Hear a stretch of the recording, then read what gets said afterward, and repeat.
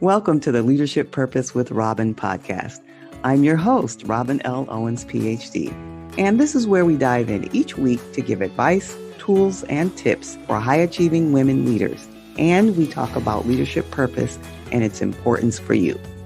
I am a college professor, and when I am not doing that, I am speaking, writing, coaching, mentoring, and teaching high-achieving women leaders how to find, and not only find, but how to stay in alignment with their leadership purpose so they can make a meaningful difference right there in their career, leadership, or business.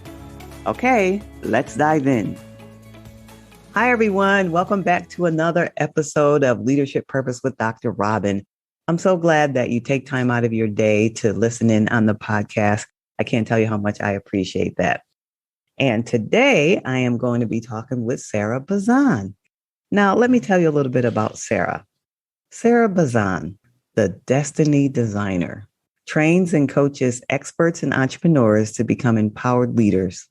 Sara has empowered thousands of people over 30 years.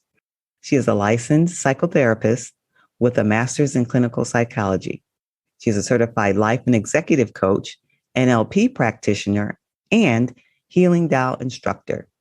Sara has traveled the globe teaching and speaking on 5 continents and 14 countries. She's a mother of 2, an avid outdoor enthusiast who enjoys rock climbing, outrigging, and sailing in beautiful Santa Barbara. Her success strategies will help you become the driver of your destiny so you can make more money, enjoy more time and freedom, and become the leader you're meant to be. Welcome, Sara Bazan. Thank you, Robin. I'm so happy to be here. So glad you're here. I'm glad we had this opportunity because I know you have so much going on, so many good things going on these days. So I'm glad we had time to set aside to have this conversation. All right, so let's just jump right in. Tell us a little bit more, because we heard your bio, but tell us a little bit more about you and then about the work you do. Yes, I am passionate about healing and empowering and living our fullest life, like living to our potential. That's really what I'm all about. And throughout my life, it has taken different forms of how I've done that. I've been a professional singer. I've been a music teacher. I have been a, psychotherapist, leading groups and music. And it's all woven into really this passion I have for my own healing and my own stepping into my power, finding my voice, and not being afraid to live out loud. And throughout that journey, I have had the honor to support others as well. And because I love teaching, because I love training, and because I love working one-on-one with folks, it's been a natural flow of doing those side by side. And so I feel really blessed to, be able to support others as I grow and learn and develop myself. Yes. I imagine it's a true privilege to do that with others. And I didn't know you were a singer. You have this creative side of you that I'm learning about today. So that's wonderful. And I'm sure your creativity flows in and through and all around the work you do. So tell us more. Give us some insights and examples of the work you do. Okay. So right now, my focus is really on working with women entrepreneurs. And I chose them because I truly believe that women need to find their voices and the world needs us. And that, for too many years, for too long, we have been second, and have learned to be quiet and to not express ourselves fully. There really wasn't spaces. And I'm an older person. And so I know what it was like. And I also see I've seen the waves of how women, have made progress. And then it seems like we go back, and then we make more progress and we go back. And so the entrepreneur space really is a place where women can find their voice and really live their passions and make a difference. Because what I've found is that most women entrepreneurs, they're really in it to make a difference in the world. Yes, they want to make money. Yes, they want that to be their career. They want to live a full life and be able to have time with their family and their friends, have time for self-care, right? That dream of the entrepreneurial life, right? That you're your own boss. But at the same time, they want to make a difference. And so what I've really developed is my coaching program that is success from the inside out. So it's really about how you develop the courage, the conviction, and the commitment to do those daily tasks, to be outside of your comfort zone, because women, we can tend to be quiet and learn to be in the background. And for entrepreneurs, you don't have that option. Like, this, Robin, because I know you're out there. It's like you have to be out of your comfort zone all the time. And so it takes a lot of inner work. And so I work with folks on the inner work of it, but I also am really passionate about messaging. And I feel like I'm a translator somehow. Women come to me and they tell me all about their visions and their passions, and I'm able to translate it into a smaller version, which could be the niche, the brand, the tagline, because those things are what we all need so that people immediately see us and they understand us. And that's not so easy. And I know there are a lot of, branding specialists out there. And of course, I'm not the branding specialist, but what I'm really good at is helping people translate their passion into some small little bite that can then, a graphic designer and folks that do that kind of stuff can then take it from there. That's one of the things that I really love doing. And then also working on the messaging. And some of my NLP background really is the basis for some of the messaging. How do you reach people's hearts? And that's one of my gifts too, is like finding where their heart is, and then let's find and translate that into messages and words or their story, bringing out your story. I was working with one client today, and she wasn't even aware that her actual story of being a mom and doing her business with her 16-year-old daughter, and like, how beautiful is that story? And I was like, oh my goodness, you're leaving that whole part out.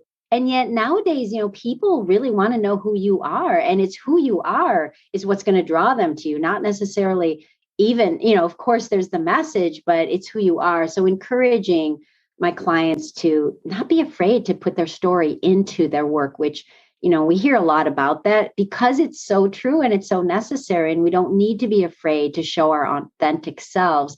And yet women often are afraid to do that.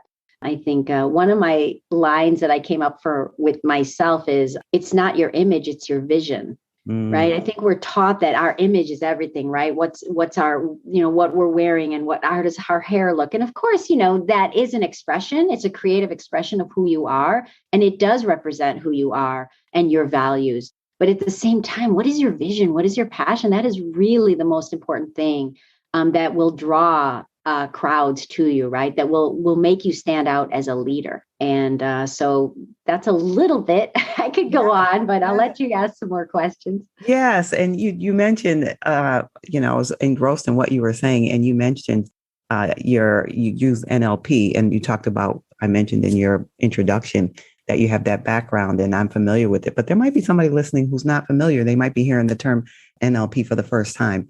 So if there's someone who's listening and they're like, what is that? What would you say to them? Oh, thank you so much. Yes, I forget sometimes because I've been in that world for a while.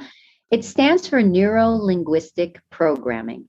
So the idea is really, it goes to back in the 60s. Some folks were trying to figure out why these psychotherapists were having such incredible results.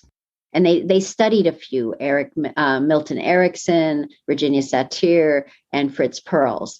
And, those were folks that I studied when I, to become a licensed therapist myself. And so I had no idea. NLP is not a therapeutic modality in the therapy sense. And yet they studied these really famous, incredible therapists that were having great results. And they developed their own interventions and processes to help people understand the power of language, not only of, what they say to the world, right? But also how they understand like that give and take of language, right? Neurolinguistic programming. And we are programmed at young ages to believe certain things about ourselves and the world. And what NLP does through these processes is helps you shift some of that programming so that you can be empowered and not be stifled by negative programming. I mean, I've found in my therapy work for many, I'm almost 20 years now a therapist. And there's a few core, I call them the core wounds, that I'm not good enough, there's something wrong with me, and I'm not lovable. And most of us have some form or the other, or some of us have all three of those. And those are the kinds of things that got programmed into us when we were young, when we were just young and couldn't understand what was going on. And we tend to internalize these messages. And so one thing that I use NLP the most for is helping people very quickly shift and heal some of those, you could call them wounds, right? The core wounds, or however they can. There's some powerful neurolinguistic programming techniques that can help you shift it quickly. And so I absolutely love to use it with my clients whenever, we may be working on, their strategies and their business, but we come upon a block. And then I can bring in my NLP to help them shift and really feel like they deserve that success. Because it's one thing to want success, and it's another thing to very deeply know deep in your heart and your soul that you deserve it. And there are often times when we need to make those shifts to really create the success we desire. Yes, it makes a lot of sense how you would combine those things in your work to help transform your clients. I think that's a very valuable contribution that you're making to their work and to their lives. And you mentioned that you help in a variety of ways. So tell us what you enjoy the most about your work, and then say why. Wow. I really enjoy seeing my clients light up, like when they have those moments of like lucidity, where it's like, oh, when I'm being the mirror for them. In fact, one of my clients, even this morning, she's like, oh, I've been thinking this all the time. I've had these ideas, but when I hear you say it, I actually, can feel like it's possible. And so to have them, have that moment of possibility is just so beautiful for me. And I have to also say, I really do enjoy the leadership aspect of being a business owner myself, being an entrepreneur and creating content and going on video and doing lives and teaching and training. I really do love that too. And so it's kind of like, I love that one-on-one, but I also love the group dynamic. And when you can inspire whole groups at the same time, right, through your teaching. So. Yeah, I saw your whole face light up when you were talking about that.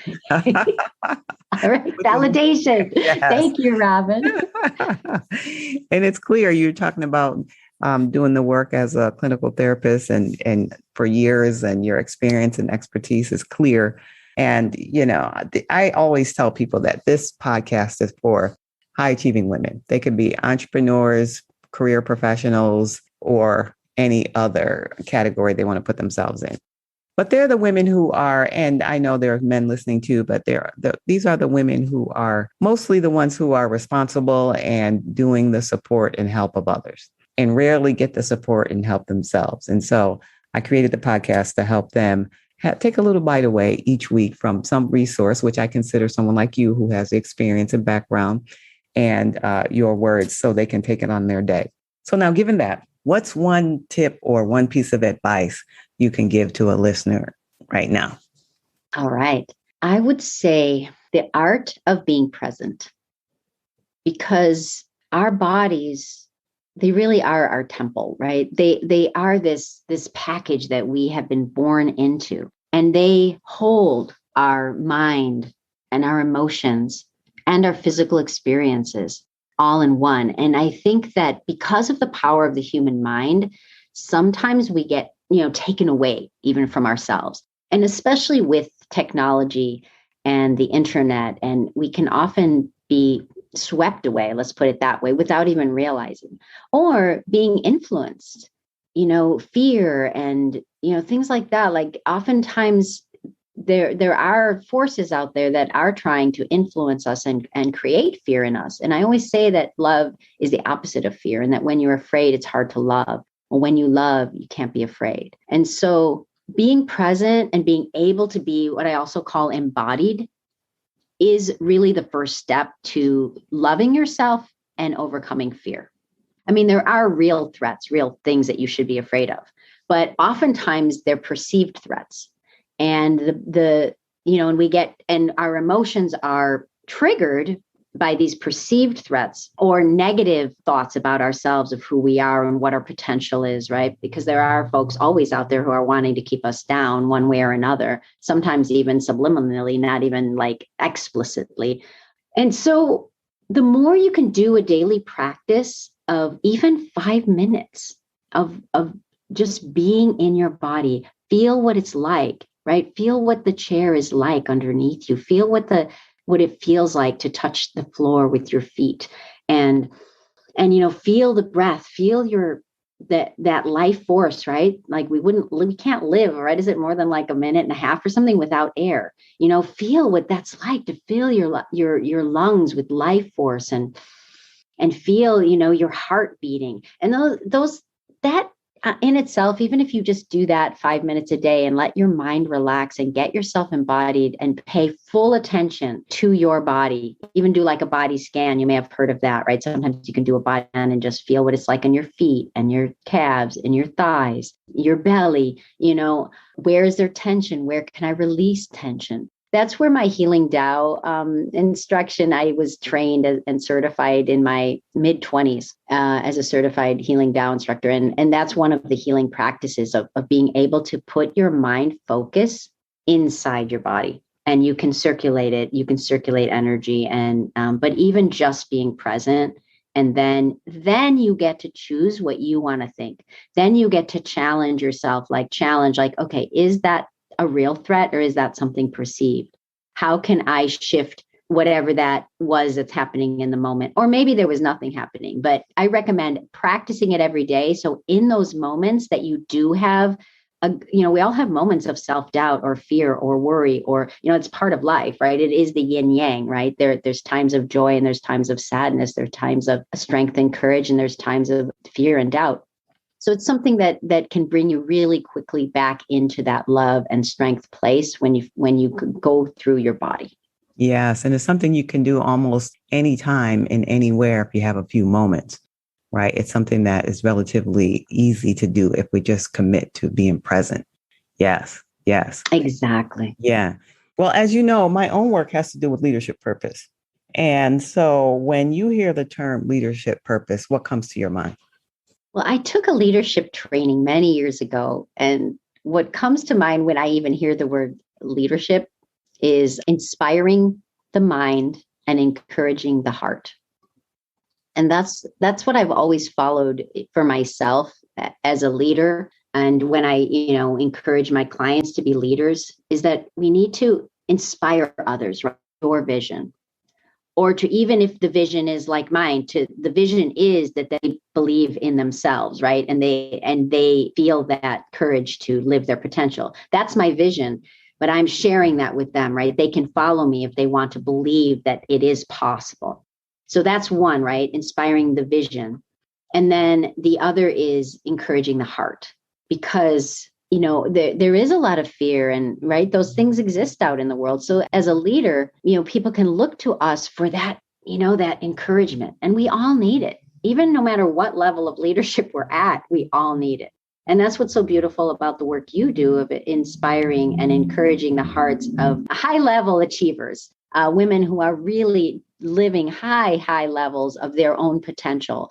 And they need that encouragement. And that's what you're doing. You're encouraging their heart and you're inspiring their minds. And so that's what comes to mind. And you said leadership purpose. I think it kind of is enveloped in there. I don't know if I need to go into the purpose, because the purpose is whatever that vision is, right? And whatever whatever it is that you're trying to encourage them to follow. Yes, yes. And thank you for acknowledging my work. And it's interesting. Those exact words are the words that are part of my vision, which is encourage, inspire, and motivate. And so that was a good connection there. Nice. And so do you think leadership purpose is important then? If so, why or why not? Oh, absolutely. It's really the foundation of my work as well, is encouraging people to be leaders. It doesn't mean that they have to be in front of thousands, but be the leader of their own life, right? That's part of my brand, which is the Destiny Designer. I say be the designer, director, and driver of your life. So the leadership purpose can be for them. and you can, change your life, understanding that you are a leader of your own life. And whether it's your children, whether it's your community, or whether it's just for you, right? Like when you decide to do that self-care, when you decide to make healthy choices for yourself, you're being a leader and a role model for others that are around you. And mostly you're being a leader for your own well-being. Yes, yes. And we're always impacting others, no matter what we're doing or how we're doing it. Well, Sara, this has been a wonderful conversation, and we're coming to the end.